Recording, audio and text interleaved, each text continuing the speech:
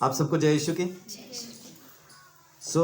आज मैं आपके साथ जो बात करने वाला हूं वो है कि एक विश्वासी के मन के अंदर आखिर क्या चलता है, एक विश्वासी के मन में क्या है, एक विश्वासी के मन में क्या हो रहा। नीति वचन 4:23।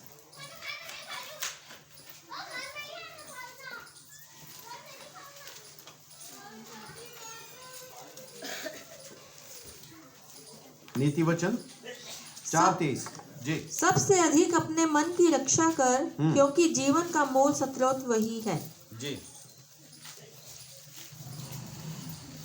सबसे अधिक परमेश्वर का वचन क्या कह रहा है? सबसे ज्यादा अपने मन की ही तू रक्षा कर, क्योंकि जीवन का मूल स्रोत, स्रोत का मतलब होता है वो जगह, वो चीज जहां से हमें एनर्जी या वो मिल रहा है।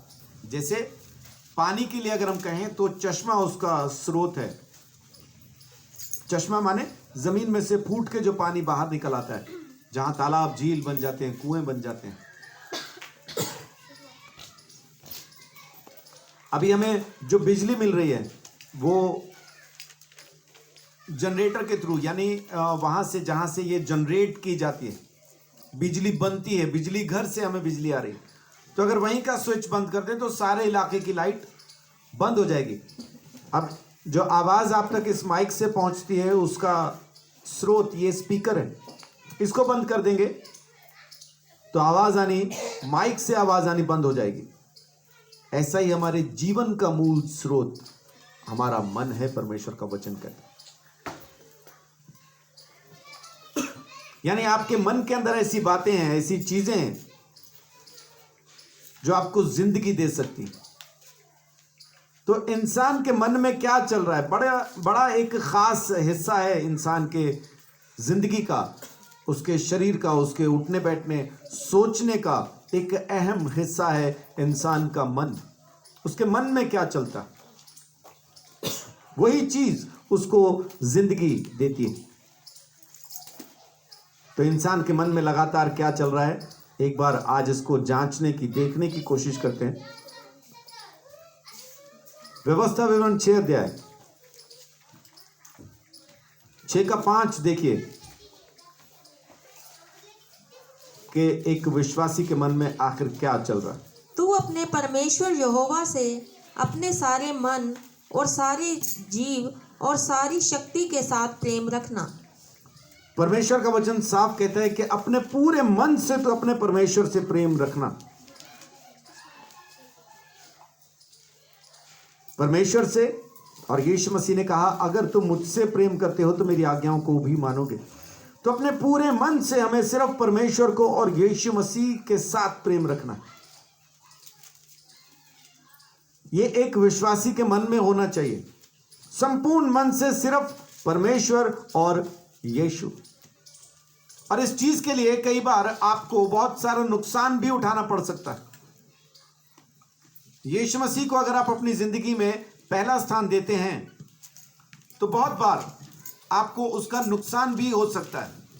हो सकता है लोग आपको गलत समझना शुरू कर दें, यहां तक भी हो सकता है कि लोग आपको छोड़ दें। मैं एक घर में किराएदार रहा तकरीबन 2 साल,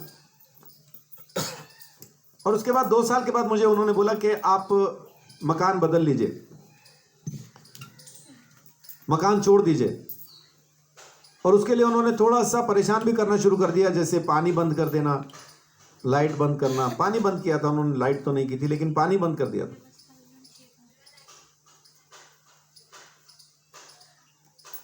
तो जब उनसे बात की, उनसे पूछा कि आपने किराया बढ़ाना है तो बढ़ा लीजिए या कुछ वो है, तो कह रहे किराए की तो जरूरत ही नहीं, मैं आपको बिना किराए के फ्री में भी रख सकता हूं, मुझे किराए की जरूरत नहीं। तो मैंने बोला फिर दिक्कत क्या है?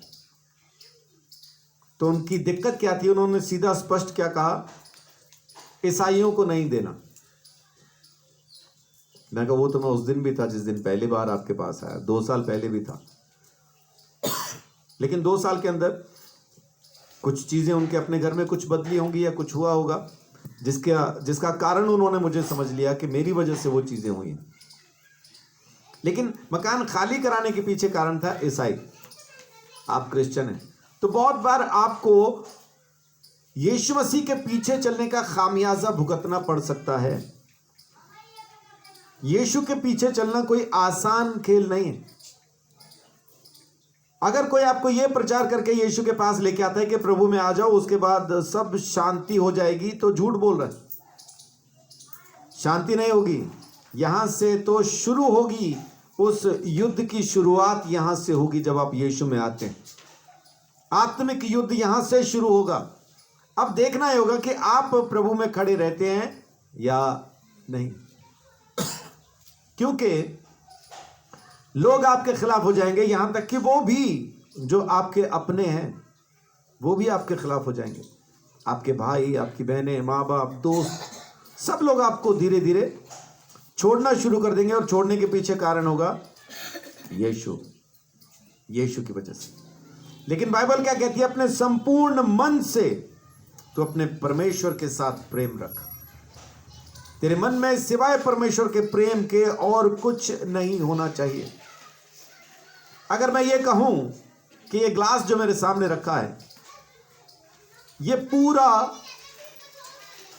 पूरे का पूरा पानी से भरा है, तो क्या इसमें कोई और चीज डाली जा सकती है? उसके बाद कहीं जी दूध डाल लेंगे या कोई और इसके अंदर पीने की कोई और चीज अगर डालना चाहे तो क्या आ पाएगी? अगर डालने की कोशिश करेंगे तो पानी बहेगा, वो चीज भी बहेगी, इसमें आ नहीं सकती है, बहने लगेगी। और अगर संपूर्ण मन, इस ग्लास को मैं आपका मन कहूं और संपूर्ण रीति से परमेश्वर के प्रेम से भरा हुआ कहूं, तो क्या इसके अंदर और कुछ आ सकेगा? संसार की चिंता, पड़ोस का जलन या कुछ भी ऐसा आ सकेगा? नहीं आ सकेगा। परमेश्वर वही चाहता है कि हमारे मन के अंदर पूरी तरह से बस और बस परमेश्वर का प्रेम भरा हुआ। 6 आयत में देखिए तो क्या लिखा है? और ये आज्ञाएं जो मैं आज तुझको सुनाता हूँ, वे मेरे मन में वे तेरे मन में बनी रहें। जो आज्ञाएं आज मैं तुझे सुनाता हूं वो तेरे मन में। आज्ञाओं को दीवारों पे नहीं लिखना। अभी पोस्टर बन गए हैं ना, 10 आज्ञा का पोस्टर, वचनों के पोस्टर, और ये सलाह भी दी जाती है कि घर में लगाओ, वचन लगाओ, घर में वचन लगा रहेगा तो अच्छा होगा, आशीष आएगी। पता नहीं, लेकिन अगर वो वचन मन में बना रहेगा, लिख के ले लीजिए, पक्का आशीष आएगी। दीवारों पर लगा है, आशीष आती है कि नहीं मालूम नहीं, लेकिन अगर मन में है तो जरूर आएगी, है ना। परमेश्वर क्योंकि मन को जांचता है। पहला इतिहास 28:9।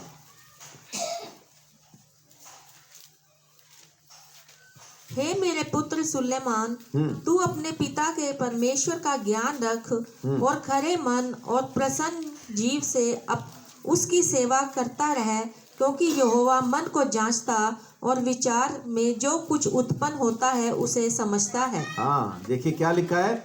यहोवा मन को जांचता और विचार में जो कुछ भी पैदा होता है उसको समझता है। समझता है परमेश्वर। बहुत बार क्या होता है कि हम पड़ोस में सिर्फ इसलिए किसी सच्चाई को बताने के लिए जाते हैं ताकि उनके यहां पे कोई ना कोई झगड़ा जरूर हो, लेकिन बाहर प्रगट में हम क्या कहते हैं? नहीं, हम तो इसलिए गए थे ताकि उनको सच्चाई पता चले, सच बताने गए थे। लेकिन सच बताने के लिए गए थे, असल में सच्चाई क्या है? परमेश्वर विचार को समझता है। परमेश्वर विचार को समझता है, उसको मालूम है आप क्या कहने के लिए या किस वजह से गए। बहुत बार हम ये सोचते हैं कि किसी को भी अंदाजा नहीं होगा कि मैं क्या सोच रहा हूं, मैं क्या कर रहा हूं, लेकिन परमेश्वर को मालूम है कि हम क्या सोचते और क्या करते हैं। वो हमारे विचारों को जानता है, हमारे मन को जांचता, और जो उत्पन्न हो रहे हैं विचार उनको वो समझता है। इसलिए एक ही काम कीजिए कि पूरे मन से बस उसकी सेवा कीजिए, है ना। व्यवस्था विवरण 10:12। व्यवस्था विवरण 10-12। अब हे इज़राइल, तेरा परमेश्वर यहोवा तुझसे इसके सिवाय और क्या चाहता है कि तू अपने परमेश्वर यहोवा का भय माने और उसके सारे मार्गों पर चले, उससे प्रेम रखे और अपने पूरे मन और अपने सारे प्राण से उसकी सेवा करे। आमीन। यही तो चाहता कि पूरे मन से, सारे प्राण से तू उसकी सेवा कर। परमेश्वर ये चाहता। लेकिन एक विश्वासी के मन में क्या असल में यही चल रहा है कि मैं अपने पूरे मन से परमेश्वर की सेवा करूं? उठते बैठते सोते जागते क्या उसके मन के अंदर एक यही ख्याल है कि मैं परमेश्वर की सेवा करूं? या उसके मन के अंदर और बहुत सारे विचार अभी बाकी हैं? अगर बहुत सारे विचार अभी बाकी हैं तो समझ लीजिए अभी तक आप पूरी तरह से परमेश्वर के विश्वासी, उसके विश्वास योग्य अभी बने नहीं। ये मकान मेरा हो जाए, ये दुकान मेरी हो जाए, है ना, ये हीरे का सेट मेरा हो जाए, वो सोने का सेट मेरा हो जाए। बहुत से लोगों ने आके प्रार्थनाएं करवाई हैं, बस ही प्रार्थना करना। मेरी सास वैसे तो बीमार ही रहती है, प्रार्थना करो कि टपक जाए, है ना। 10 रुपए में सुपारी देते वो हमें, 10 रुपए देते हैं और सुपारी देते साथ में, सास को मार दो, प्रार्थना करो सास मर जाए। क्या ऐसी प्रार्थना हमें करनी चाहिए? नहीं करनी चाहिए। लेकिन उसके पीछे कारण क्या है? ये नहीं कि सास बहुत ज्यादा तकलीफ में है इसलिए वो चाहते हैं कि मर जाए, तो क्योंकि प्रभु को जानती है तो आराम से रहेगी परमेश्वर के साथ, इस कष्ट से छूट जाएगी। ऐसा नहीं है। सास क्यों मर जाए?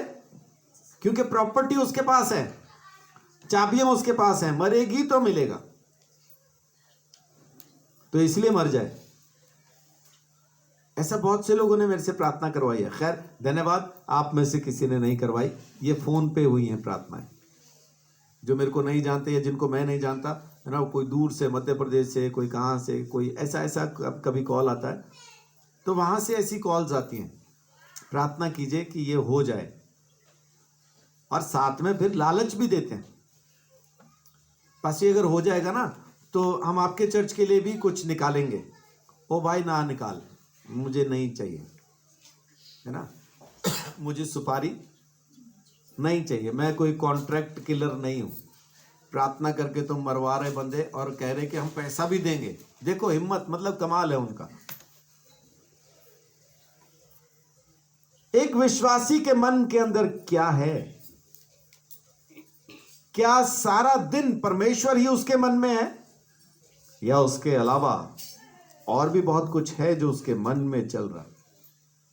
अगर विश्वासी के मन में बहुत कुछ और भी चल रहा है तो वो ये ना समझे कि वो विश्वासी है, तो फिर वो ये समझे कि अभी मैं बनने की कोशिश कर रहा हूं, क्योंकि उसके अंदर अभी परमेश्वर का प्रेम, उसके जहन में पूरी तरह से वो परमेश्वर समाया नहीं।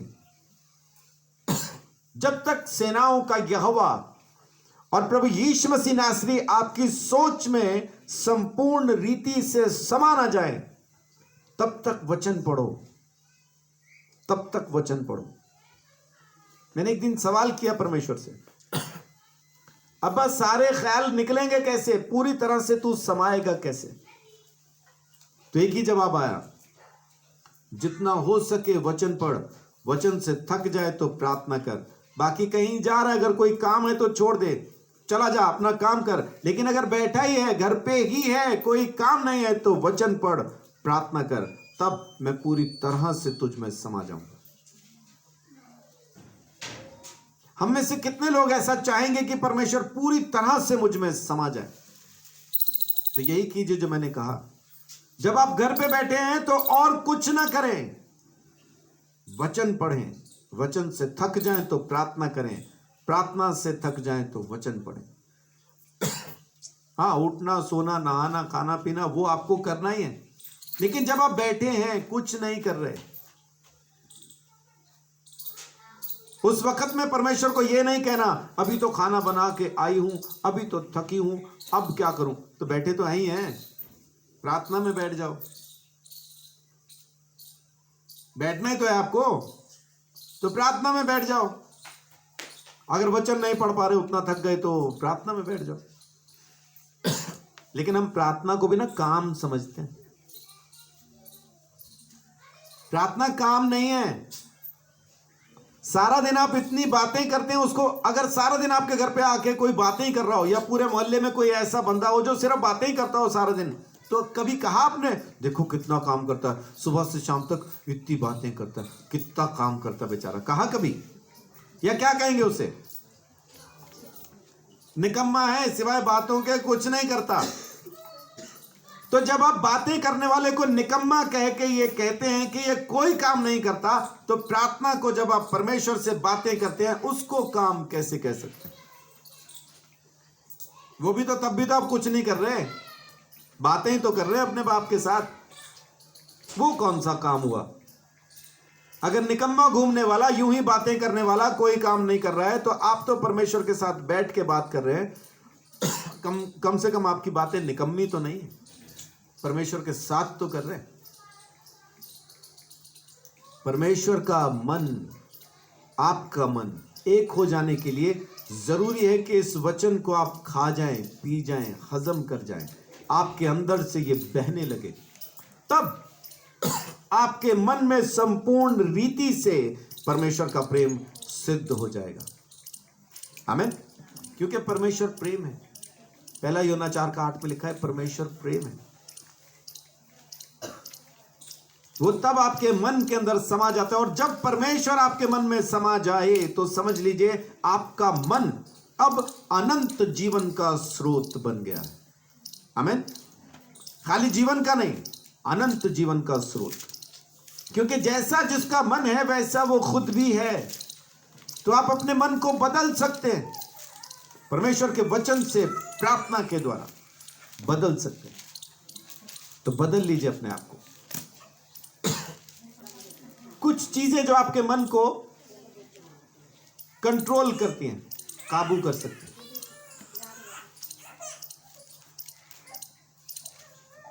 आज की तारीख में आपके मन को कुछ चीजों ने काबू किया हुआ होगा। घर कैसे बनेगा? उठते बैठते सोते जागते ये ख्याल रहता है कि नहीं? अभी भारती एक ख्याल से आजाद हुई होंगी, शादी होगी कैसे, अब हो गई वो खत्म। लेकिन पहले चल रहा था अंदर के नहीं, तो काबू किया हुआ था ना।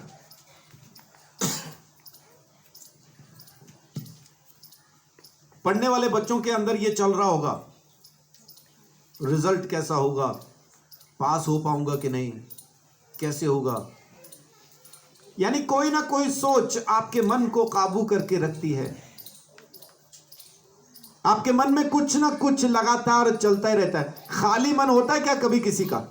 बिना सोच के आप बैठे होते हैं क्या कभी? कभी नहीं बैठे होते। कुछ ना कुछ तो सोच ही रहे होते,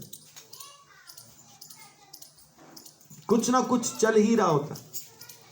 तो जब आपके अंदर कुछ ना कुछ लगातार चल ही रहा है, तो क्यों ना फिर कुछ अपने मन से चला ले। अभी मेरा फोन स्विच ऑफ नहीं है, ऑन है, तो कुछ तो चल ही रहा है ना इसके अंदर। या कुछ नहीं हो रहा होगा इस फोन के अंदर इस वक्त, कुछ तो हो रहा होगा ना। और कुछ नहीं हो रहा होगा तो बैटरी ही कम होती जा रही होगी। कुछ एप्स बैकग्राउंड में चल रही होंगी,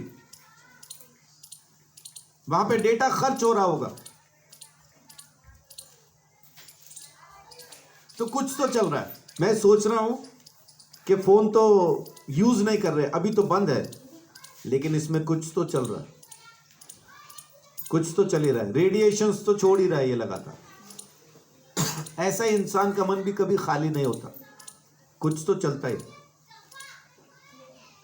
तो क्यों ना फिर अपने सोच को कुछ ऐसा दे दें कि अगर वो चलता भी रहे तो हमें दिक्कत ना हो, चलता रहे।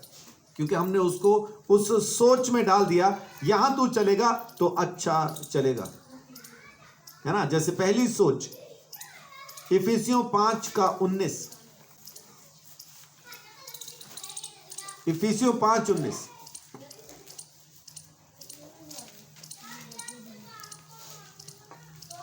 और आपस में भजन और स्तुति गान और आत्मिक गीत गाया करो और अपने अपने मन में प्रभु के सामने गीत गाते और कीर्तन करते रहो। क्या करते रहो? अपने अपने मन में प्रभु के सामने गीत गाते और कीर्तन करते रहो। तो करते रहो, क्या दिक्कत? अपने सोच को आप एक काम दे सकते हैं। आपके मन में लगातार परमेश्वर के भजन चलते रहें। बहुत से लोग कहते हैं जी कीर्तन में जाएं कि ना जाएं। वचन कह रहा है लगातार बने रहो कीर्तन में, करते ही रहो, परमेश्वर के गीत गाओ, कीर्तन करते रहो। आपकी सोच बहुत जरूरी है, इसका बदल जाना बहुत जरूरी है, इसका पवित्र हो जाना बहुत जरूरी है। आपकी सोच में सिर्फ और सिर्फ उस परमेश्वर का समा जाना। जब तक परमेश्वर आपकी सोच को पूरी तरह से काबू ना कर ले, जब तक आपकी सोच में परमेश्वर पूरी तरह से आ ना जाए, तब तक आप ये ना समझें कि आप परमेश्वर को मिल पाएंगे। संपूर्ण रीति से परमेश्वर के हाथ में सौंप दीजिए। और भजन संहिता 51 51 का 17,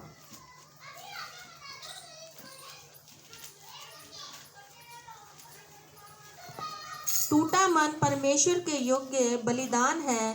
हे परमेश्वर, तू टूटे और पिसे हुए मन को तुच्छ नहीं जानता। आमेन। तो प्रायश्चित करते रहिए। टूटा हुआ मन परमेश्वर के सामने लेके जाएं। गीत तो गा रहे हैं, कीर्तन तो कर ही रहे हैं, तो क्यों ना साथ साथ में अपने पापों का अंगीकार करते हुए परमेश्वर के सामने प्रायश्चित करें। जब आप अपने पापों को याद रखेंगे तब आप अपने पापों से भाग भी पाएंगे। अगर आपको अपनी कमजोरी पता नहीं है तो आप सुधरेंगे कैसे? जो प्रैक्टिस कर रहा होता है किसी चीज की, निशाना लगा रहा है, बार बार निशाना गलत लग रहा है, तो उसका कोच उसको बताता है तेरा निशाना इस वजह से गलत लग रहा है, तो अगली बार वो गलती दोहराता नहीं, उस गलती को सुधार के फिर दोबारा निशाना लगाता।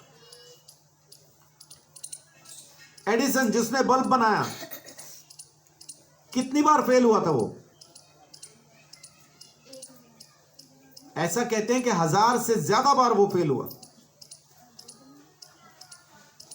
और उसने बल्ब बनाया जो आज की तारीख में हम बस लगाते हैं, ऑन करते हैं और लाइट हो जाती है। आज पता नहीं किस किस तरह के अलग अलग बनने लग गए।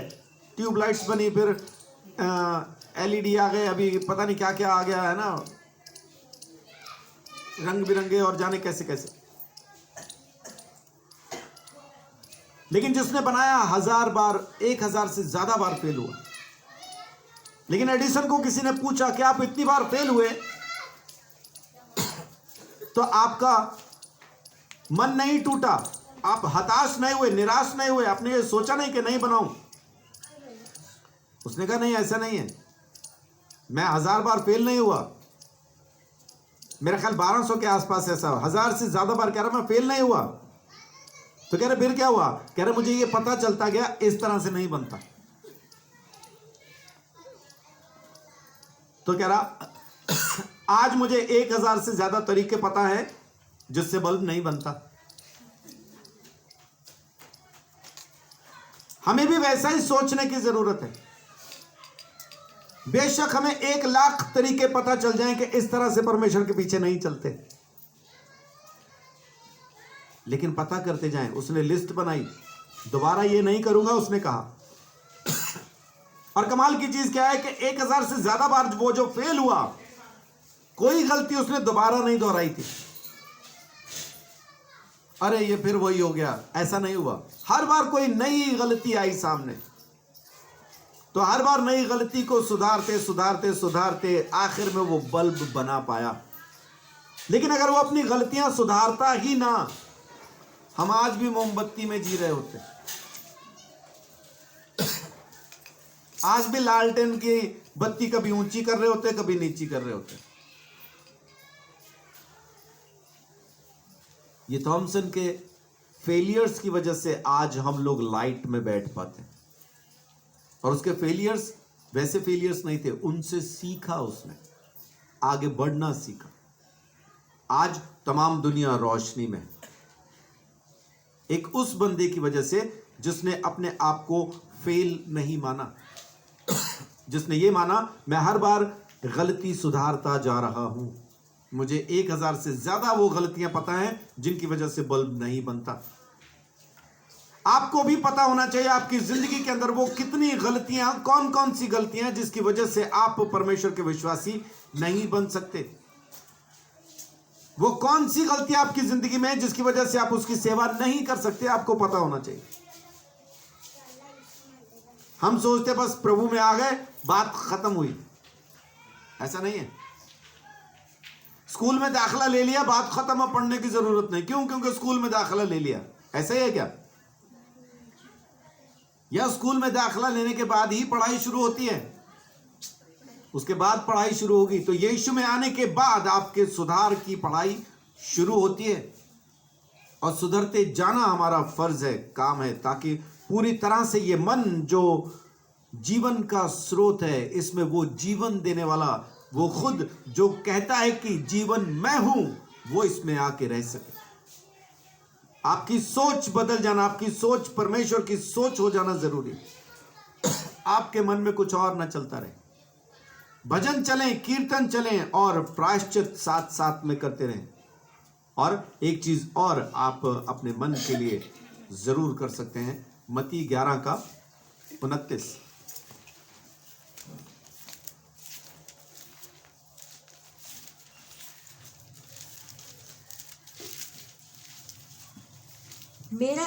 मेरा जूफा अपने ऊपर उठा लो जी। और मुझसे सीखो, क्योंकि मैं नम्र और मन में दीन हूं।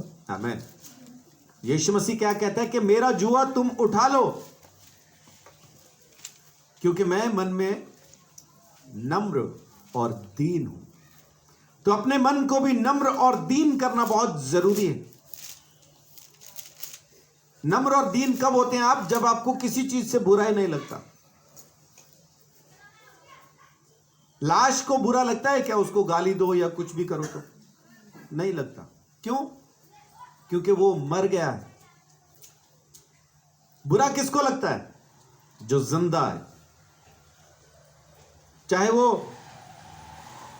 छोटा सा बच्चा ही क्यों ना हो, उसको थोड़ा सा छेड़ के देखो, आगे से पलट के वो जवाब दे देता, क्योंकि उसको बुरा लगता। अगर हमें भी आज की तारीख में बुरा लग रहा है तो इसका मतलब है कि मैं अभी तक अपने अंदर जिंदा हूं, मैं मरा नहीं, यीशु मुझ में जिंदा हुआ नहीं।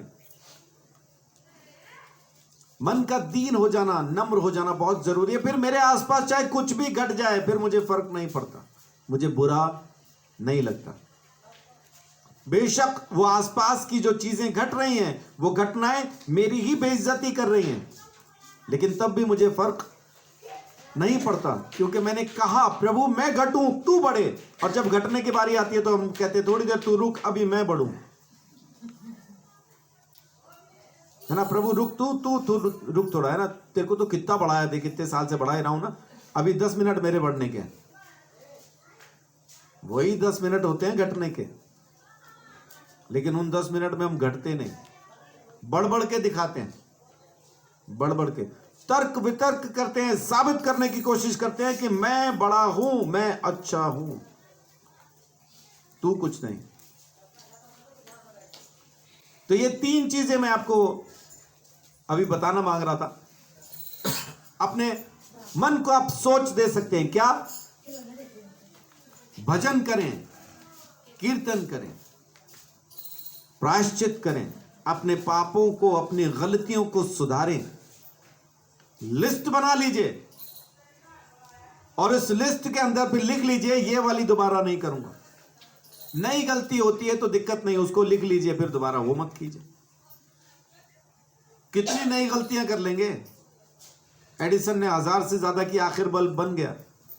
आप 1 लाख कर लो, लेकिन आखिर आप फिर परमेश्वर की संतान बन जाएंगे। आमीन। फिर जैसा वो बल्ब रोशन हुआ, वैसा ही आप भी अपने इलाके के अंदर रोशन हो जाएंगे। परमेश्वर आपको इस्तेमाल करेगा, आपको खड़ा करेगा, अपनी महिमा आपके द्वारा लेना शुरू करेगा। आमीन। थोड़ा सा देखते हैं इंसान के हिसाब से भी। दूसरा इतिहास 6:7।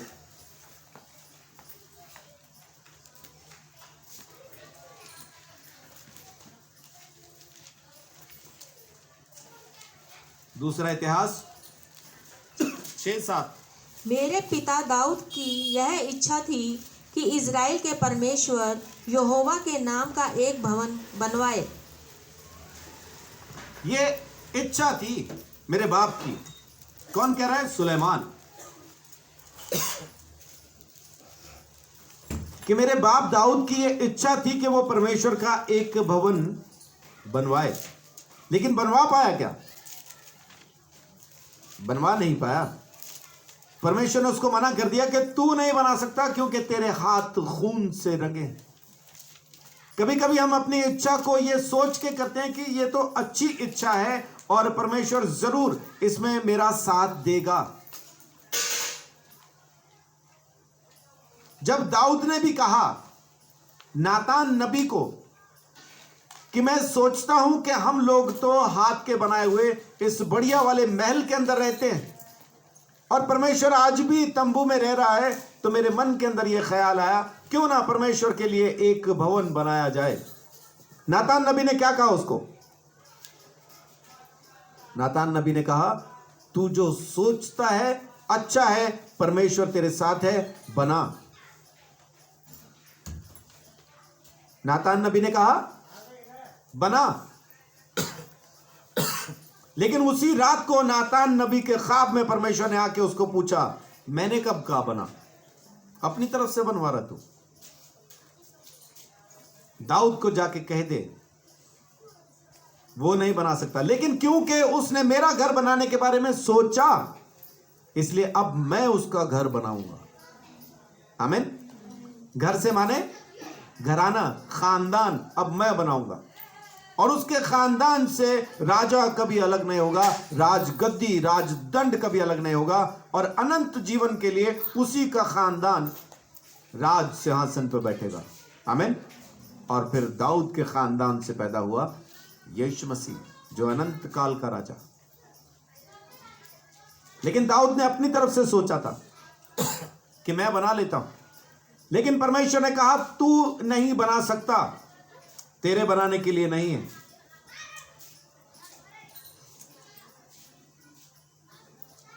तेरा बेटा बनाएगा, तेरा बेटा बनाएगा। कभी कभी हम ऐसा भी सोच लेते हैं कि चलो ये काम करें, ये परमेश्वर की सेवा ही तो है, इसमें परमेश्वर से पूछने की जरूरत नहीं। जैसे बहुत से लोग अपनी इच्छा से सुसमाचार प्रचार शुरू करते हैं। सुसमाचार परमेश्वर की मर्जी है।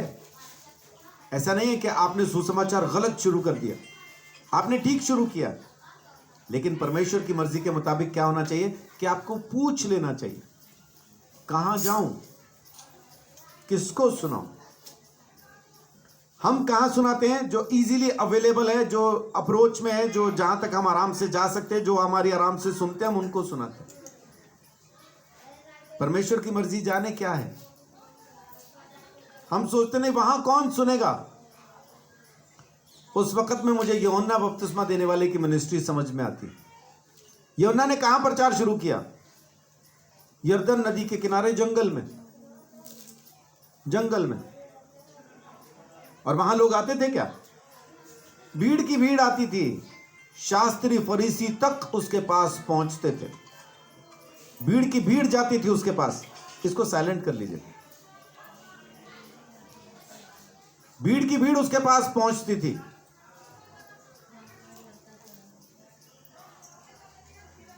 अगर परमेश्वर की मर्जी में आप जंगल में खड़े होकर भी प्रचार करेंगे, परमेश्वर वहां पर भी आपका साथ देगा। लोग आपको सुनने जंगल में भी आ जाएंगे। आमीन। और अगर परमेश्वर की मर्जी के मुताबिक नहीं है, तो आप चाहे कितनी ही बड़ी कलीसिया खड़ी कर लीजिए, एक दिन वो बिखर ही जाएगी, एक दिन वो तितर बितर हो ही जाएगी, क्योंकि परमेश्वर की इच्छा के मुताबिक नहीं। परमेश्वर ने दाऊद को दिया, सब कुछ दिया, और दाऊद के मन में आया परमेश्वर के लिए भवन बनाऊं। परमेश्वर ने कहा तू नहीं बना सकता, क्योंकि नातान नबी उसके साथ था जो परमेश्वर से बात किया करता था। नातान ने भी परमेश्वर से नहीं पूछा। नातान को यह ख्याल अच्छा लगा, हाँ परमेश्वर का घर बनना चाहिए, वेरी गुड, बोलता है बनाओ, परमेश्वर तुम्हारे साथ है। लेकिन उसी रात परमेश्वर ने आके कहा दाऊद नहीं बनाएगा, उसका बेटा बनाएगा। तो कभी कभी हमारे मन के अंदर बहुत से विचार ऐसे भी आते हैं जिसको हम सोचते हैं कि अच्छा है, लेकिन परमेश्वर से पूछना चाहिए कि क्या करना है।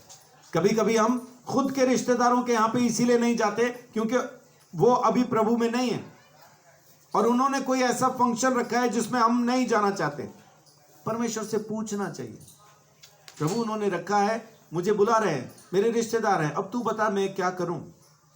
अगर परमेश्वर आपको वहां जाने के लिए कहे तो पूछो वहां जाके मुझे करना क्या है, किस तरह से जाना है, वहां क्या करना है।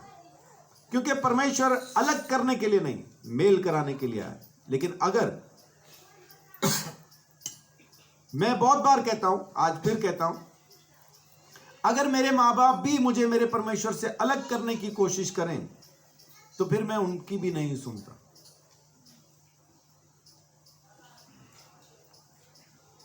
क्योंकि मेरा काम है यीशु मसीह को महिमा देना। और ये इसलिए नहीं क्योंकि मैं पास्टर हूं इसलिए मुझे यही करना होगा, नहीं, ऐसा नहीं है। ये इसलिए क्योंकि मैं यीशु को जानता हूं। लेकिन अगर कोई मुझे अपने बेटे के तौर पे, भाई के तौर पे, भतीजे के तौर पे, भांजे के तौर पे बुलाता है कि आप तो रिश्तेदार हैं, आ जाओ, और फिर मैं उनको बताता हूं कि मैं आज यीशु मसीह के पीछे चलता हूं, आऊंगा तो इस तरह से आऊंगा, नहीं तो मैं नहीं आऊंगा, और फिर वो कहते हैं ठीक है आ जाओ, तो फिर मैं जरूर चला जाता हूं। लेकिन अगर वो कहें नहीं आएगा तो तुझे ये भी करना है, वो भी करना है, फिर नहीं जानता मैं, फिर मैं किसी को नहीं जानता। क्योंकि तब यीशु के सिवाय कोई नहीं, ये चुनना पड़ता है आपको। उसके मन के अंदर उसने फैसला तो किया। इंसान मन में फैसला तो कर सकता है, लेकिन परमेश्वर अगर उस फैसले में सहमत है तभी आप वो चीज कर सकते हैं, नहीं तो आपको उसको छोड़ देना चाहिए। और इंसान की इच्छा क्या होती है कि परमेश्वर को ढूंढे, परमेश्वर को जाने, उसको बहुत अच्छे से उसके पास पहुंचे। पहला इतिहास 22:19।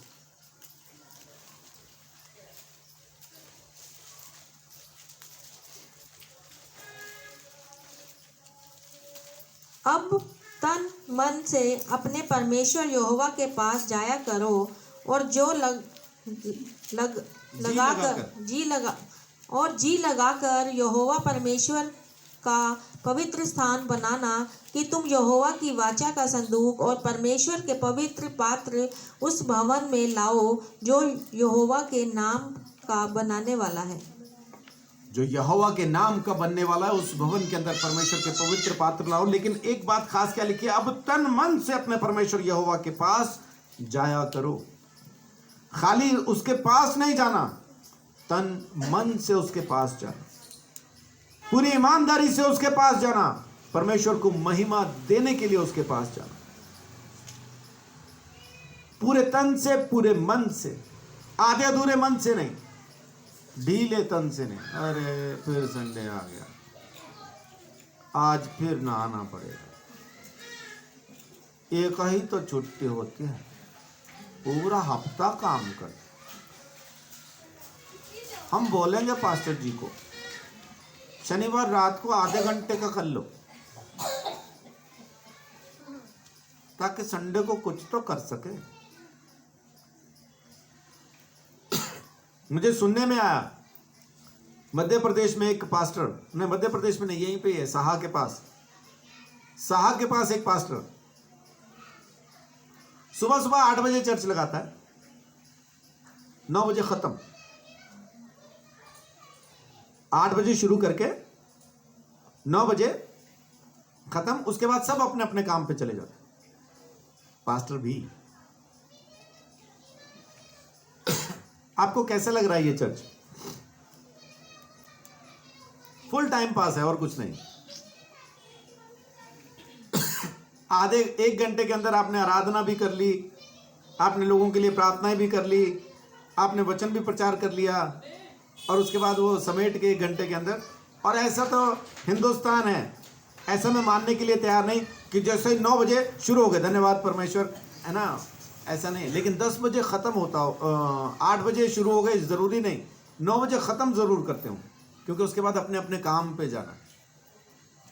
तो बहुत से लोग हैं ऐसा, तो वो किस लिए कर रहा है ऐसा, ये वही जाने, है ना। एक दिन पता चल जाएगा, परमेश्वर के सामने प्रकट हो जाएगा, क्योंकि उसने अपना भी चर्च छोड़ा और दूसरों को भी उनके चर्च से हटा हटा के अपने पास बुला रहा है। कोई सुसमाचार प्रचार करके उनको इकट्ठा नहीं किया, दूसरों के चर्च में से इकट्ठा किया हुआ। तन मन से परमेश्वर के पास जाना जरूरी है, तन मन से परमेश्वर के पास, उसको पूछ के, उसकी सुन के उसके पास जाना जरूरी है। परमेश्वर को जानना, उसको पहचानना जरूरी है। पूरे तन से, पूरे मन से उसके पास आए, आनंद के साथ, खुशी के साथ उठें, नहाए धोएं, तैयार हो, ऐसा लगे जैसे आज ही आपकी जिंदगी का सबसे आनंद का दिन है।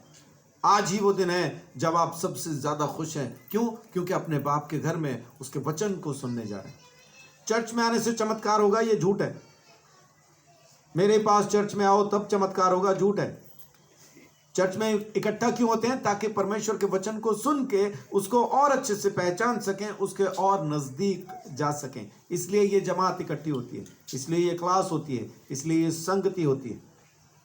ये चमत्कार की संगति नहीं है। चमत्कार तो जहां यीशु का नाम है अपने आप होने हैं। कौन रोक सकता? कोई नहीं रोक सकता। लेकिन ये कहना मेरे पास आओ यहीं चमत्कार होंगे, इससे बड़ा झूठ कोई नहीं। यीशु मसीह कोई पिछले कमरे में बांध नहीं रखा किसी ने। वो सारी दुनिया में एक बराबर है, वो बदला नहीं, सबसे एक जैसा प्रेम करता है ना। जिसने शैतान को आज तक नाश नहीं किया, वो हमसे प्रेम कैसे खत्म करेगा? जिसने अपने इकलौते बेटे को हमारे लिए दे दिया, कुर्बान कर दिया, और किसके लिए किया? सबके लिए, हम सब के लिए। एक एक जन कह सकता है मेरे लिए। तो जब वो मेरे लिए अपने बेटे को कुर्बान करता है तो क्या बाकी तमाम चीजें देगा नहीं? जरूर देगा। लिखा है रोमियो 8 अध्याय में कि जब उसने अपने इकलौते बेटे को भी हमारे लिए दे दिया तो बाकी सब क्यों न देगा? जरूर देगा, जरूर देगा। सो सोच, पूरे तन पूरे मन से आप उसके पास आए और परमेश्वर के नाम को महिमा दें। और अपने मन को कुछ चीजों से आपको फिराना भी जरूरी है ना, हटाना भी तो जरूरी है। अगर लगा रहे हैं किसी तरफ तो कहीं से आपको हटाना भी पड़ेगा। पहली चीज यहोशू 24:23,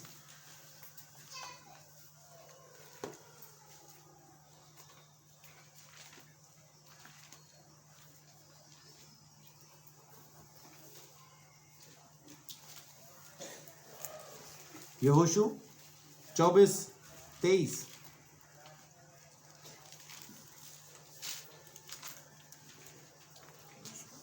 लिखा है, यहोशू ने कहा, अपने बीच में से पराये देवताओं को दूर करके अपना अपना मन इज़राइल के परमेश्वर यहोवा की ओर लगाओ। यहोशू 24:23। परमेश्वर की तरफ अपने मन को लगाओ। सिर्फ एकमात्र परमेश्वर, जिंदा पिता एक ही है, जिसका नाम है सेनाओं का यहोवा। उसकी तरफ अपने मन को लगाओ। बाकी सब जगह से अपने मन को हटाओ, फिराओ, परमेश्वर के पास आओ। क्योंकि बात परमेश्वर की हो रही है। अगर किसी और की हो रही होती तो अलग चीज थी, लेकिन यहां बात सिर्फ और सिर्फ परमेश्वर की हो रही है। पहला राजा 8 अध्याय, पहला राजा 8 उसका 58। वह हमारे मन अपनी ओर ऐसे फिराए रखे कि हम उसके सब मार्गों पर चला करें और उसकी आज्ञाएं और विधियां और नियम जिन्हें उसने हमारे पुरखाओं को दिया था नित माना करें। आमीन। पहला राजा 8:58 साफ लिखा है कि ऐसा मन दे दे वो हमें कि हम पूरी रीति से उसके पीछे चलें, पूरी तरह से उसकी विधियों को माने, उसके कामों को पूरा करें, उसकी बातों को सुने और समझें। हमारे मन के अंदर जब तक परमेश्वर का वचन पूरी तरह से समा ना जाएगा तब तक आप ये ना समझें कि आपका मन जीवन का स्रोत बन गया। जब तक चिंताएं अंदर हैं, ये मौत का कारण है। चिंताएं आपको परमेश्वर से दूर लेके जा रही। आप जितना ज्यादा चिंता करेंगे उतना ज्यादा परेशान रहेंगे, उतना ज्यादा टेंशन में रहेंगे। जैसा पिछले कई महीनों से रीना चिंता में थी, पता नहीं लीवर को क्या हो गया, पता नहीं किडनी को क्या हो गया। आखिर फिर मैंने पूरा एक चेकअप करवा दिया। अभी उस दिन से बिल्कुल अच्छी हैं, खाली चेकअप ही कराया और चेकअप में आ गया कि वो ठीक है, किडनी भी ठीक है, लिवर भी ठीक है, सब कुछ ठीक है। तो जैसे सब ठीक आया, रिपोर्ट हाथ में आई तो ये ठीक हो गई। तो बीमारी कहां थी? सोच में। अभी वहां पे एक रिपोर्ट दे दी 1000 रुपए की, बीमारी ठीक हो गई। सोच, आपकी सोच आपको अमीर कर सकती है, आपको गरीब कर सकती है, आपको बुद्धू बना सकती है। ये तो नालायक है, मुझसे नहीं होगा, ई पढ़ाई हमसे होत नहीं।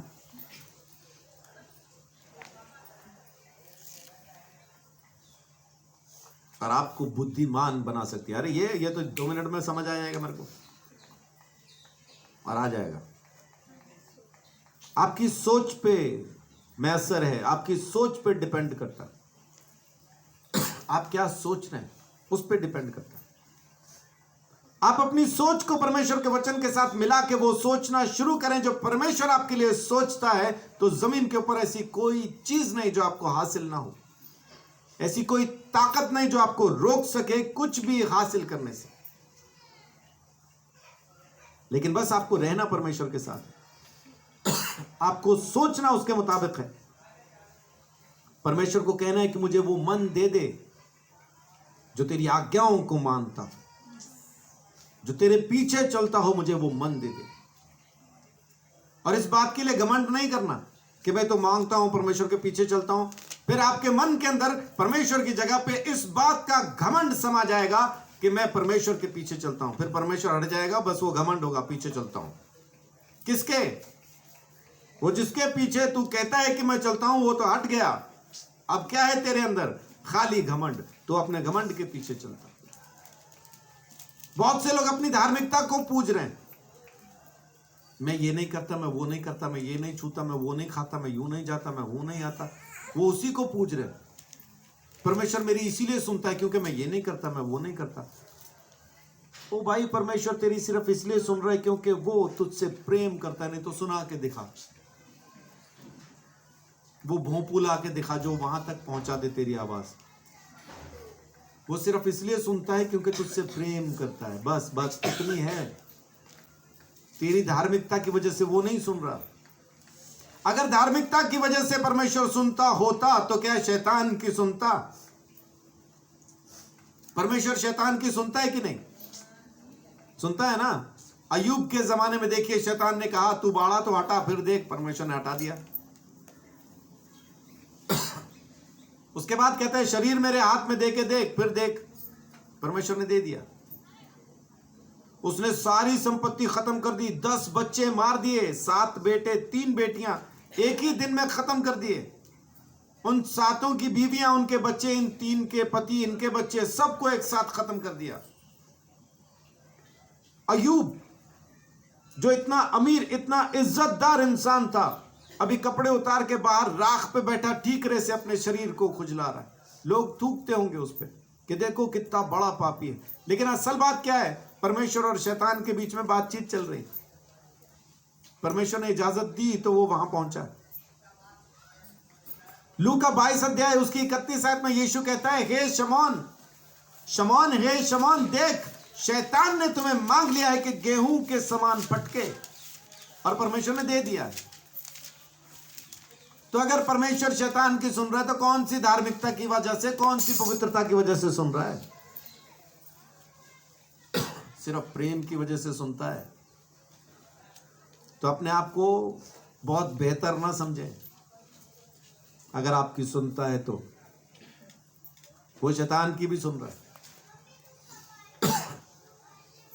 लेकिन जब आप उसकी सुनना शुरू करते हैं तो आपको वो भी देना शुरू कर देता है जो आपने सोचा भी ना हो।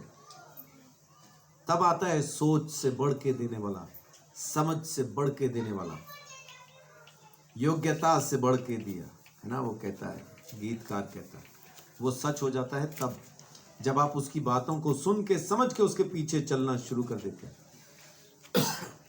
तब ये सच हो जाता है। भजन संहिता 119 उसका 36।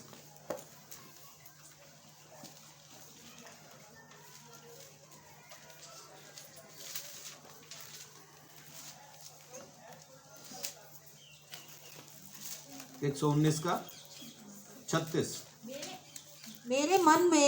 मेरे मन को लोभ की ओर नहीं, अपनी चितौनियों ही की ओर फेर दे। आमेन। मेरे मन को लोभ की ओर नहीं, अपनी चेतावनियों की ओर ही फेर दे। मुझे किसी चीज का लोभ, यानी मेरे मन के अंदर कुछ और नहीं आना चाहिए। मेरे मन में कोई दूसरा विचार समाने ना पाए। सिर्फ और सिर्फ तेरी चितौनियां, तेरी बातें, तेरी ही चीजें रह जाएं। बस सुबह से शाम तक एक ही चीज सोचूं, और वो हो तेरा पवित्र वचन। इसके अलावा और कुछ भी ना हो। परमेश्वर का जो रिश्ता है ना हमारे साथ, वो भी हमारे मन के साथ है, हमारे कर्मों के साथ नहीं है। वो हमारे मन के साथ उसने अपना रिश्ता जोड़ा हुआ है ना। पहला शमूएल 16 का 7। पहला शमूएल 16:7 लिखा है, परंतु यहोवा ने शमूएल से कहा, ना तो उसके रूप पर दृष्टि कर और ना उसके कद की ऊंचाई पर, क्योंकि मैंने उसे अयोग्य जाना है। क्योंकि यहोवा का देखना मनुष्य का सा नहीं है। मनुष्य तो बाहर का रूप देखता है, परंतु यहोवा की दृष्टि मन पर रहती है।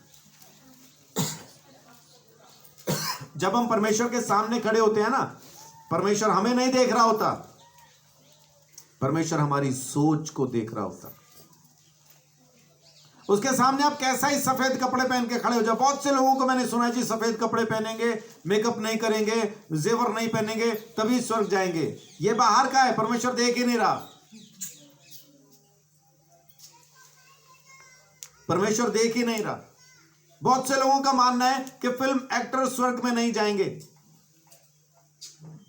राखी सावंत, सारे कहते घटिया औरत, गंदी औरत, लेकिन वो जहां खड़ी होती है यीशु को महिमा देती है।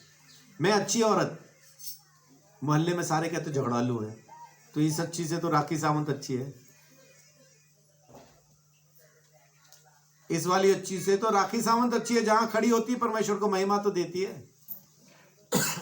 मैंने सुना, मैंने देखा नहीं, मेरा ख्याल आप में से किसी ने देखा होगा। किसी फिल्म, किसी रियलिटी शो में इन दिनों आ रही है वो, मैंने नहीं देखा।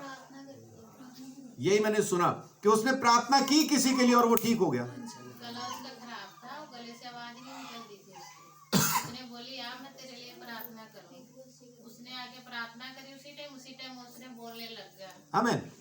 ये है राखी सावंत, गंदी औरत। मैं अच्छी औरत, मैं क्या कर रही हूं? मैं तेरा गला दबाऊं। जो निकल रही है तेरी आवाज, बहुत निकल रही है तेरी आवाज, मैं बंद करूं? तो इससे अच्छी तो वो है। बाहरी दिखावा नहीं चाहिए परमेश्वर को। परमेश्वर ना कद काठी देखता है, ना रूप रंग देखता है, ना आपके सफेद कपड़े देखेगा, ना रंगीन कपड़े देखेगा, ना सादा चेहरा देखेगा, ना मेकअप का चेहरा देखेगा। वो देखेगा आपका मन, मन कैसा है वो देखेगा। सफेद कपड़ा पहन के अगर स्वर्ग जा सकते होते तो फिर जरूरत ही क्या थी यीशु को मरने की? बगैर मेकअप के जा सकते होते तो यीशु को मरने की जरूरत क्या थी? बगैर जेवर के जा सकते तो यीशु को मरने की जरूरत क्या थी? फिर तो वो नियम बता देता, सफेद कपड़ा पहनो, मेकअप नहीं करो, जेवर नहीं पहनो, आ जाओ मेरे पास। हम सब चले जाते आराम से सफेद कपड़े पहन के। लेकिन वैसा है नहीं।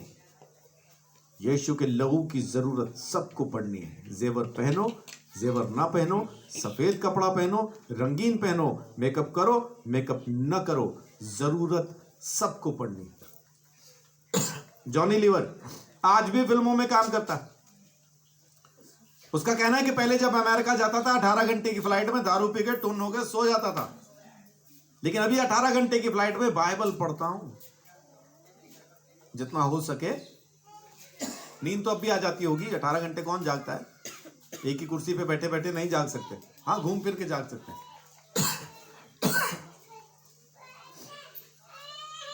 लेकिन आज की तारीख में उसकी गवाही है।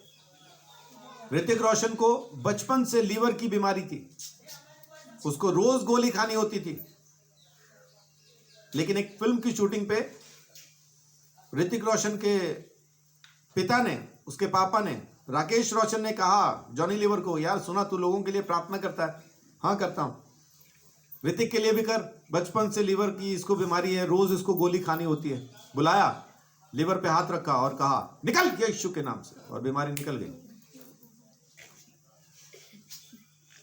ऐसे ही निकालनी है, ऐसे ही निकलती है, ऐसे ही निकलती है,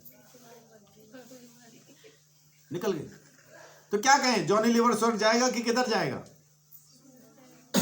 परमेश्वर के हाथ में छोड़ते इस काम को। ये जजमेंट यीशु मसीह करने वाला है, कौन जाएगा कौन नहीं जाएगा।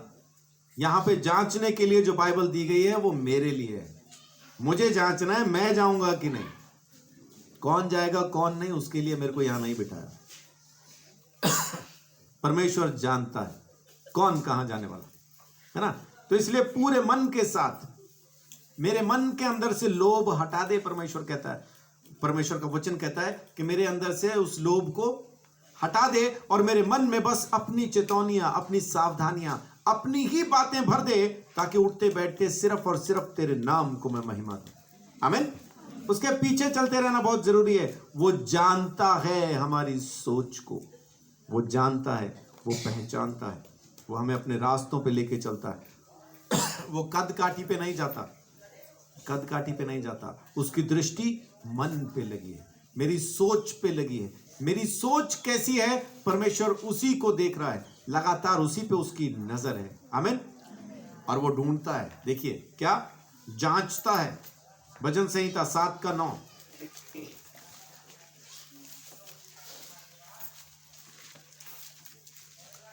भला हो कि दुष्टों की बुराई का अंत हो जाए, परंतु धर्म को तू स्थिर कर, क्योंकि धर्मी परमेश्वर मन और मर्म का ज्ञाता है। मन में क्या है वो धर्मी परमेश्वर जानता है। भजन संहिता 7:9, वो जानता है कि मेरे मन में क्या चल रहा है। ऐसे देखिए यिर्मयाह 17:10,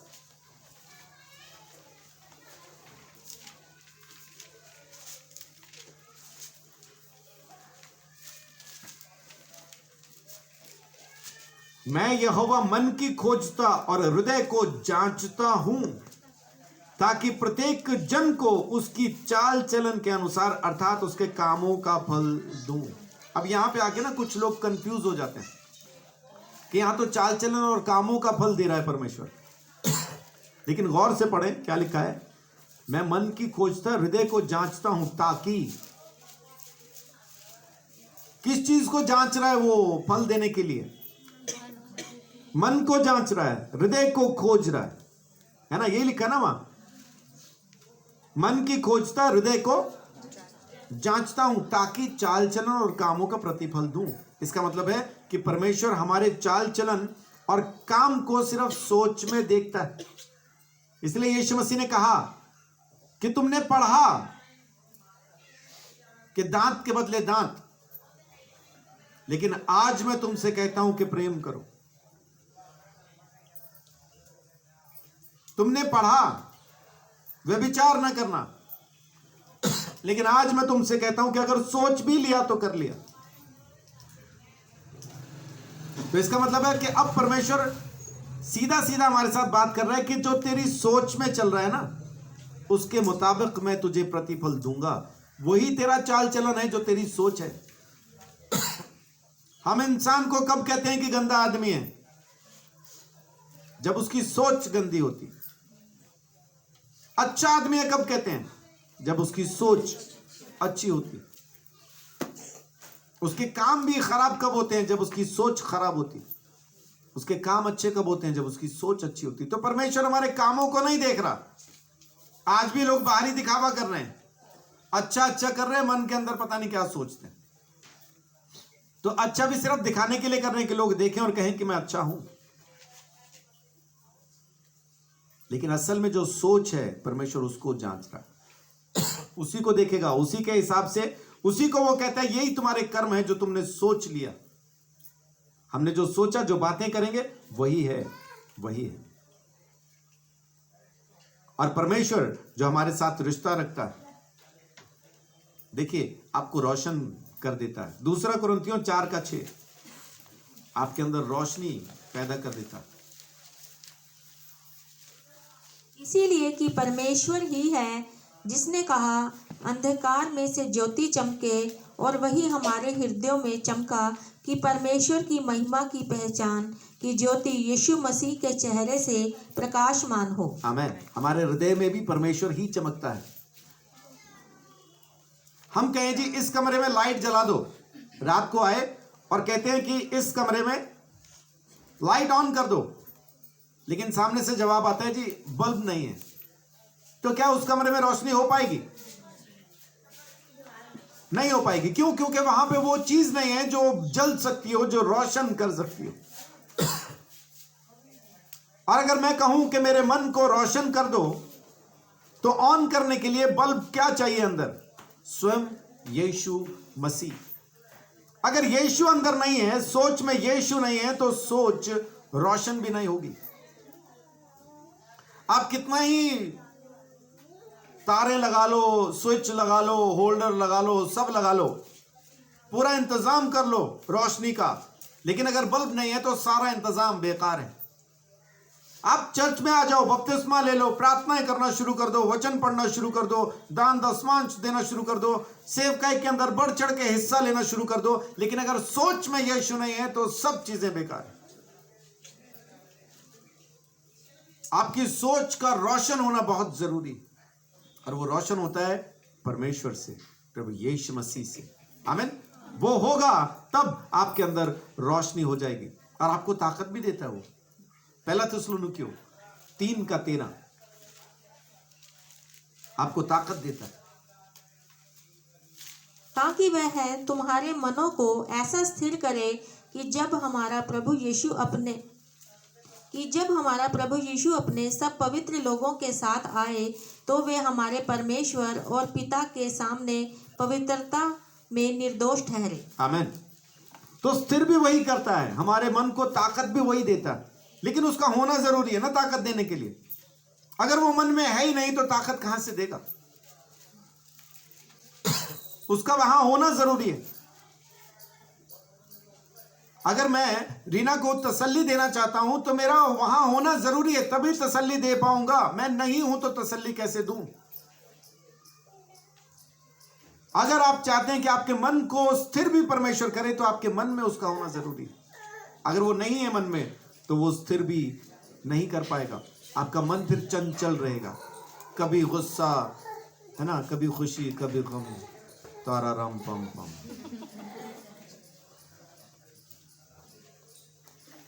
यही रहेगा।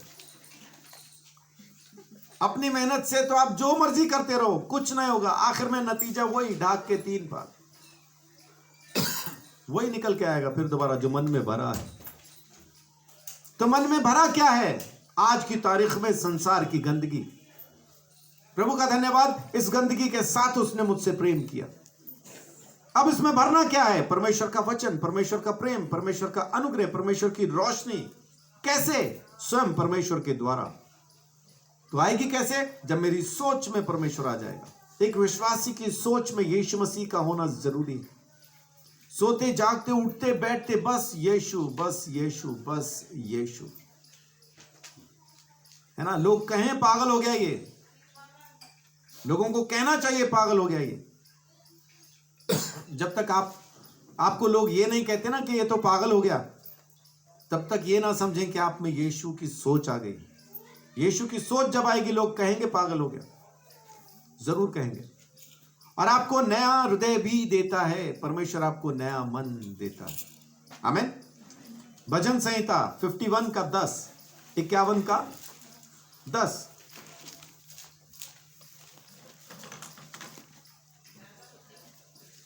हे परमेश्वर, मेरे अंदर शुद्ध मन उत्पन्न कर और मेरे भीतर स्थिर आत्मा नए सिरे से उत्पन्न कर। आमीन। एक प्रार्थना कर रहा दाऊद, सब कुछ नया कर दे प्रभु, मेरे अंदर नया मन मुझे दे दे, नई आत्मा मुझे दे दे, सब कुछ नया कर दे। अगर मैं चाहता हूं कि अपने प्लॉट पे चर्च बनाया जाए, बिल्डिंग बनाई जाए, और मैं ठेकेदार को कहूं जी हमने आपको रख तो लिया, आज से आप काम शुरू करो, लेकिन प्लॉट पे आने की जरूरत नहीं, आप घर से बना दो, तो बनेगा क्या? क्या जरूरी है? सामान वगैरह सब कुछ अगर पहुंच गया तो ठेकेदार का, बनाने वाले का, राजमिस्त्री का वहां होना भी जरूरी है, तभी वो बना पाएगा। मैं कहता हूं मेरा नया मन बना दे प्रभु, लेकिन स्वर्ग से बना दे, मुझ में आने की जरूरत नहीं। ये प्लॉट खाली रहने दे, वहीं से बना, वहीं से तू तो बना सकता है, उधर से ही बना। तो क्या होगा? करते रहो प्रार्थना और फिर शिकायत करते रहो, सुनता नहीं, सुनता नहीं, सुनता नहीं। गौर से ध्यान से देखें असल में कौन है जो नहीं सुन रहा, परमेश्वर या हम? वो हम है जो नहीं सुन रहे, वो क्या कह रहा है? वो तो सुन रहा है हमारी।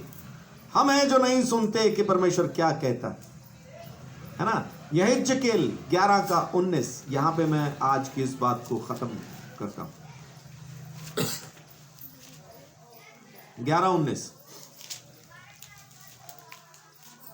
मैं उनका हृदय एक कर दूंगा और उनके भीतर नई आत्मा उत्पन्न करूंगा और उनकी देह में से पत्थर का सा हृदय निकाल कर उन्हें मांस का हृदय दूंगा।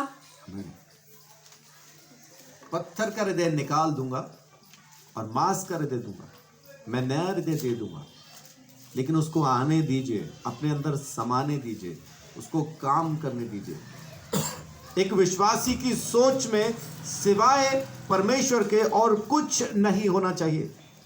आप किस तरह से अपनी सोच में परमेश्वर को भर सकते हैं? वचन पढ़ो, वचन पढ़ो, वचन पढ़ो, प्रार्थना करो। फ्री बैठे हैं तो बस यही काम करो, फ्री ना रहो। यूं भी तो बैठे ही हैं, तो मन में प्रार्थना करते रहो, वचन पढ़ते रहो और अपने अंदर उसको भर लो, समा लो। आपके अंदर जब वो आ जाएगा, रोशन भी कर देगा, नया भी कर देगा, सब कुछ बदल देगा, क्योंकि वो खुद आपके अंदर आके वास करता होगा। आमीन। और यीशु मसीह ने वायदा किया है, उसका वायदा है कि अगर तुम मेरी बातों को मानते हो तो मेरा बाप तुमसे खुश होगा, और जब मेरा बाप तुमसे खुश होगा तो मैं और बाप हम दोनों तुम्हारे पास आएंगे और तुम में आके वास करेंगे। तो पवित्र आत्मा का क्या हुआ? पवित्र आत्मा पहले ही भेज चुका हुआ, पवित्र आत्मा पहले हमारे साथ है। बगैर पवित्र आत्मा के यीशु को हम प्रभु स्वीकार ही नहीं कर सकते। तो पवित्र आत्मा ऑलरेडी है, और जब हम उसकी बातों को मानना शुरू करते हैं तो बाप और बेटा भी आके वास करते हैं। अब मुझे एक बार सोच के बताएं कि जिसके अंदर पिता, पुत्र, पवित्र आत्मा वास करते हों, उसको किसी चीज की जरूरत है क्या? कोई ताकत उसके सामने खड़ी हो सकती है क्या? लेकिन हम अपनी सोच को खाली नहीं करते, हम अपनी सोच में परमेश्वर को नहीं भरते, हम अपनी सोच में चिंताओं को, अड़ोस को, पड़ोस को, चुगलियों को, जलन को, नफरत को, इसको उसको, मैसेज नहीं आया, फोन नहीं किया, पता नहीं क्या हो गया, इसी चीज को रखते, वही रखते। और उसके बाद फिर परमेश्वर से शिकायत भी है, सुन नहीं रहा, सुन नहीं रहा। गौर से देखें, वो कौन है जो सुन नहीं रहा? वो या मैं? वो मैं ही हूं जो सुन नहीं रहा, वो तो सुन रहा है, वो सुन रहा है। सो आइए परमेश्वर को धन्यवाद।